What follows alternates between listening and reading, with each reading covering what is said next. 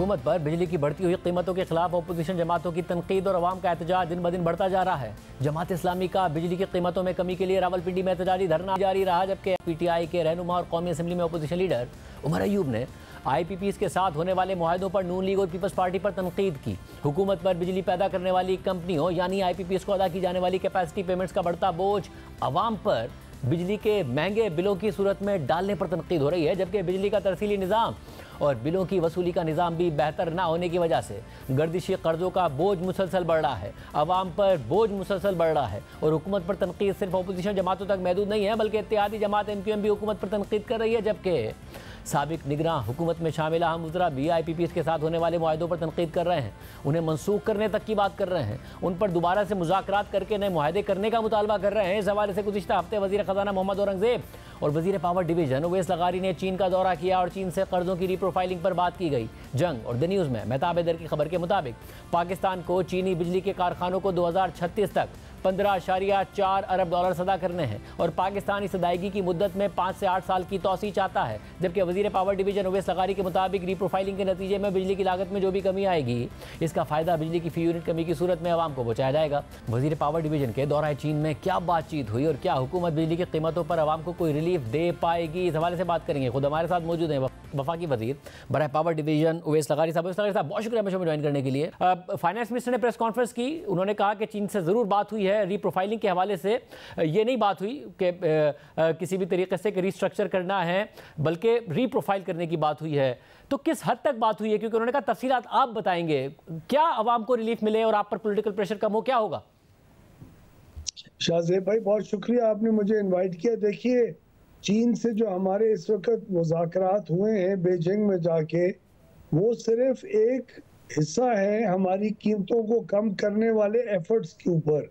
और भी बहुत सारी ऐसी चीज़ें हैं जो हम मुल्क के अंदर भी अपनी एडमिनिस्ट्रेटिव और बेहतर गवर्नेंस की जी सतह के ऊपर जिसको इनिशिएट कर चुके हैं, जिसमें प्राइवेटाइजेशन भी है, जिसमें ट्रांसमिशन की बेहतरी से भी 2-2 रुपए फी यूनिट की कमी आ सकती है। तो चीन के साथ जो हमने मुज़ाकरात किए हैं और बातचीत की है, वो 2 बेसिक इश्यूज के ऊपर थी। एक ये थी कि जो हमने उनको इन चीनी प्लांट्स को के जो कर्जे हैं उनको पे जो करना है, उनकी पेमेंट के जो स्केड्यूल्स हैं उसको हम रीप्रोफाइल करें, ताकि बजाय एक ख़ास अरसे के अंदर बैक करने के वो अरसा ज़रा लंबा हो जाए, ताकि हर साल का जो बोझ है हमारे कंज्यूमर्स के ऊपर रिड्यूस हो जाए, नंबर 1। दूसरा हमने किया है कोल की कन्वर्जन के ऊपर, जो आपने पहले भी मुझसे सुना होगा कि पाकिस्तान के अंदर 3 ऐसे CPEC के प्लांट्स हैं जो बाहर मुल्क का कोयला इस्तेमाल करके बिजली पैदा करते हैं।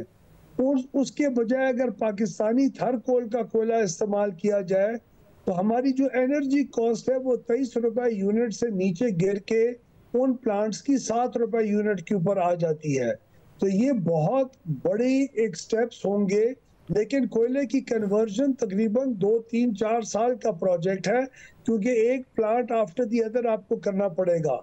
लेकिन जो डेट रीप्रोफाइलिंग है उसका असर बहुत जल्दी हो सकता है कि अगर हमारी बैंक्स के साथ रीप्रोफाइलिंग की बातचीत कामयाब हो गई और चीन और पाकिस्तान के अंदर ये अंडरस्टैंडिंग डेवलप हो गई, जिसकी मुझे बहुत उम्मीद लग रही है कि वो बहुत पॉजिटिव थे कि पाकिस्तान का एनर्जी सेक्टर के अंदर कीमतें बिल्कुल अनसस्टेनेबल हैं और उनको सस्टेनेबिलिटी की तरफ लेके जाना चाहिए। अगर उनको भी इस बात का इदराक है तो जो रफ एस्टिमेट्स आते हैं वो ज़ाहिर, अब अगर एग्जैक्ट कैलकुलेशन आपके पास है तो आप बता दीजिएगा, वो ये कि प्रोफाइलिंग हो जाती है तो 3 से 4 रुपये का बेनिफिट हो सकता है जो पर यूनिट कॉस्ट है। इसके अलावा अगर कोल कन्वर्जन हो जाती है तो उससे भी 3 से 4 रुपये का इम्पैक्ट आ सकता है, मगर वो ज़ाहिर आप बता रहे हैं कि वो मीडियम टर्म का काम है। कितनी उम्मीद है कि वो कितनी जल्दी जवाब दे देंगे और कितनी जल्दी ये काम हो जाएगा और क्या इम्पैक्ट आएगा इसका? शाहजेब भाई 3.5 से 4 रुपए का तो मैं रीप्रोफाइलिंग का एग्जैक्टली नहीं कह सकता, शायद इससे ज्यादा हो शायद इससे कम हो, लेकिन आप तकरीबन रफ फिगर्स में क्लोज बाय हैं। लेकिन हमें उम्मीद है कि जब ये होगा तो इस तरह जरूर हो सकेगा और हम उसका कोई एडवांटेज अपने पास नहीं रखेंगे। पूरी हुकूमत की बड़ी क्लैरिटी है प्राइम मिनिस्टर की और पूरी हमारी हुकूमत की कि हम पूरा फायदा कंज्यूमर को ही पास ऑन करेंगे। और जो जी कोयले का है उसमें कुछ देर लगेगी, बिकॉज 1.5 साल के करीब एक एक प्लांट को कन्वर्ट करने में लगेगा और आप सारे प्लांट्स को इकट्ठे कन्वर्जन पे नहीं लेके जा सकते। लेकिन एक और मैं आपको चीज बताऊं, जितनी ये चीजें जरूरत है, सिर्फ रहीम यार खान से अगर मटियारी तक की हमारी ट्रांसमिशन लाइन बन जाए, उससे भी आपका 2.5 रुपए 2 से 2.5 रुपए यूनिट का फर्क पड़ेगा। तो ये आपके बहुत मेजर इम्पैक्ट है मगर जो हमने ये आते ही तो ये आप कब कर रहे हैं? क्योंकि जो ट्रांसमिशन डिस्ट्रीब्यूशन है उसके मसाइल की वजह से मेरिट ऑर्डर फॉलो ना होने की, इसके अलावा एफिशिएंट प्लांट्स के कम चलने की, इनएफिशिएंट प्लांट्स के ज़्यादा चलने की बातें, ये सारे के सारे मामला जो हैं ये हमारे अपने नुकसानात हैं। मगर ये बातें काफ़ी टाइम से हो रही हैं, इस पर कितनी तेजी से काम हो रहा है? शाहजेब साहब, हमें तो 3 महीने इस हुकूमत को आए और अल्हम्दुलिल्लाह हमने पीएसटीपी का हिस्सा भी इस मटियारी लाइन को रखवा दी है। हम किसी इंटरनेशनल इन्वेस्टमेंट का वेट नहीं कर रहे। इसी साल शुरू ये अभी एज सुन एज पॉसिबल होगा और ये तकरीबन 2 साल का प्रोजेक्ट है, उसमें मुकम्मल इंशाल्लाह हो जाए। साहब, आपने एक ट्वीट किया जिसमें आपने, क्योंकि आईपीपी के कॉन्ट्रैक्ट्स पर बहुत तनकीद हो रही है, आपने कहा कि जो ऑडिट है इन आईपीपी कॉन्ट्रैक्ट्स का आप पहले ही ऑर्डर कर चुके हैं। क्या उसके पैरामीटर्स हैं ऑडिट के और कब तक उसकी रिपोर्ट आ जाएगी? जी, ऑडिट का जो था वो ऑडिट पिछली हुकूमत ने नहीं होने दिया इमरान नियाजी साहब की, और वो सीधा आर्बिट्रेशन के अंदर इस मामले को ले गए। मोहम्मद अली की जो रिपोर्ट थी, उस रिपोर्ट के अंदर खुद उसने लिखा है कि मेरे पास जो फिगर्स हैं वो हाफ बेक्ड है, उनके ऊपर मजीद तहकीक होने की जरूरत है। बदकिस्मती से इस रिपोर्ट का जो इतना जिक्र किया जाता है, लेकिन उस वक्त की हुकूमत ने उस रिपोर्ट के आने के बावजूद अपनी काबीना से आर्बिट्रेशन के अंदर ले गए, जिसके प्रोसेस को हम रिव्यू कर रहे हैं और हम चाहेंगे कि रेगुलेटर इंशाल्लाह हर हाल में हमारे जो प्लांट्स हैं उनका जो खास तौर पे ऐसी उस रिपोर्ट में जो थे उनका फौरी तौर के ऊपर पूरा फोरेंसिक ऑडिट करे। लेकिन आपको इंशाल्लाह शायद बेहतर खबरें आपको मिलेंगी। हम लोगों ने खामोशी के साथ बगैर कोई ढंडोरा पीटे बहुत काम किया है 3 महीने में, और हम 94 और 2002 के जो आरएफओ प्लांट्स हैं उनको हम इंशाल्लाह उन प्लांट्स का कुछ ना कुछ हल जरूर निकालेंगे, जिससे तकरीबन 80 से 100 अरब रुपए सालाना का हमारे कंज्यूमर्स को बेनिफिट मिल सकता है। और साहब, साथ में ये बताइएगा कि एक मसला बहुत ज़्यादा बात होती है कैपेसिटी पेमेंट्स की। 18 रुपये 39 पैसे कैपेसिटी पेमेंट्स हैं, फ्यूल कॉस्ट तकरीबन 10 रुपये 90 पैसे है, ट्रांसमिशन चार्जेस 1 रुपये 54 पैसे, 3 रुपये 67 पैसे डिस्ट्रीब्यूशन चार्जेस, आप खुद भी ये अदाद-ओ-शुमार बता चुके हैं। मगर जो टैक्सेस हैं वो इंतहा से ज़्यादा कलेक्ट किए जा रहे हैं, और एक नंबर रिपोर्ट हुआ कि पिछले साल 860 अरब रुपए कलेक्ट किए गए, जबकि मिफ्ता इस्माइल साहब कह रहे हैं कि इस साल 450 अरब रुपए कलेक्ट किए जाएंगे। एक्स्ट्रा टैक्स है, फर्दर टैक्स है, सेल्स टैक्स है, एडवांस इनकम टैक्स है, इतने सारे टैक्सेस हैं कि मिफ्ता इस्माइल साहब ये कह रहे हैं कि अगर ये 450 अरब रुपए के टैक्सेस हुकूमत ख़त्म कर दे तो इसमें 265 अरब रुपए तो वैसे ही प्रोविंसेस को जाने हैं डिविजिबल पूल की वजह से। प्रोविंसेस के पास बहुत पैसे हैं, हुकूमत को 185 अरब रुपए की हिट आएगी, वो पीएसडीपी में ले ले, मगर आवाम को कम से कम इन महीनों में इसका रिलीफ दे दे, क्योंकि बहुत सादा हुकूमत ने टैक्सेस लगाए हुए हैं।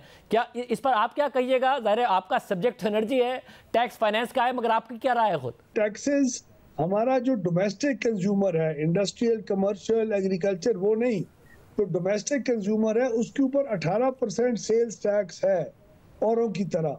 मेरे ख्याल में वो 18% का जो फिगर है वो शायद हुकूमत उसको रिवाइज करना चाहे, क्योंकि वो 18% ऐसा है जो रीजनल कॉन्टेक्स्ट के अंदर कुछ ज़रा ज़्यादा महसूस होता है। तो हमारी ज़रूर ये बैठ के हमने, लेकिन इसके ऊपर बड़ी सोच विचार के साथ, क्योंकि और रेवेन्यू के जो जनरेशन के फिगर्स हैं उसके साथ भी हमने इसको कोलैबोरेट करके आगे चलना होगा। लेकिन ये मैं आपको ज़रूर जी यकीन दिलवाऊँ और कंज्यूमर्स को आपकी तवसत से, कि इस वक्त शहबाज शरीफ साहब की हुकूमत और नवाज शरीफ साहब खुद इस एफर्ट की क़यादत कर रहे हैं। हम लोग बिजली की कीमतों को कम करने के लिए तमाम वो हरबे के मुतालिक सोच विचार कर रहे हैं और तकरीबन कंक्लूजन की तरफ जा रहे हैं, ताकि बिजली सस्ती हो और हमारी बिजली की मांग भी बढ़े। तो ये बहुत अहम है हमारे सेक्टर के लिए। सब तो जो इतने सारे टैक्सेस हैं, क्योंकि ज़ाहिर तनकीद आपकी अपनी मिनिस्ट्री पे बहुत ज़्यादा आती है, आपके ख्याल में ये extra tax, further tax, sales tax, advance income tax भी 7.5 ये ठीक है, ये रहते हैं, जबकि बिजली की कीमत इतनी बढ़ गई, कैपेसिटी चार्ज इतने ज़्यादा बढ़ गए?